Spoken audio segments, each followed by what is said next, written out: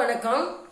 நான் இன்னைக்கு பொரிவெளங்காய் உருண்டை செய்து எப்படின்னு காட்டுறேன். நான் இன்னைக்கு நாங்கள் சாயந்தரம் ஒரு ஃப்ரெண்டு வீட்டுக்கு போகிறோம். அதுக்காக வேண்டி நான் இந்த ஸ்நாக்ஸை செஞ்சு கொண்டு போகலான்னு இருக்கேன். இதை எப்படி செய்யலான்றத பார்க்கலாம். ஒரு கடாய் வச்சிருக்கேன். ஒரு கப்பு நம்ம இட்லி அரிசி போட்டு வறுத்து எடுத்துக்கலாம். கலர் மாறி வர்ற வரைக்கும் நம்ம வறுத்து எடுத்துக்கணும். நல்லா வறுபட்டுட்டு இதை நம்ம இப்ப வேற ஒரு பாத்திரத்துல மாத்திக்கலாம். இப்ப நான் அதே கடாயில ஒரு 1/4 கப்பு பாசிப்பருப்பு அதையும் வறுத்துக்கலாம்.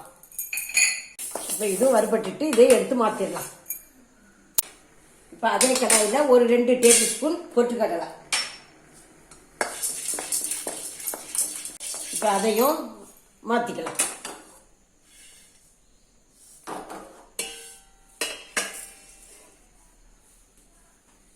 ஒரு 1/2 கப்பு வறுத்த வேர்க்கடலை.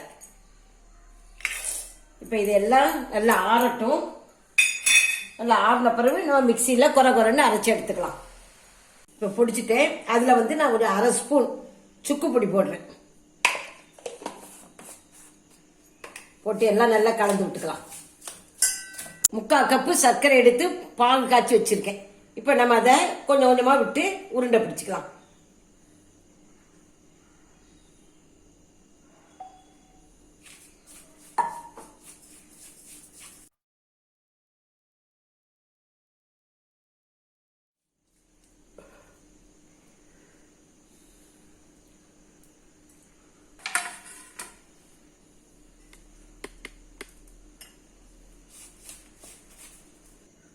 கொஞ்சம் கையில் நெய் தடவிட்டோன்னா ஒட்டாமல் நம்ம உருட்டை வரும்.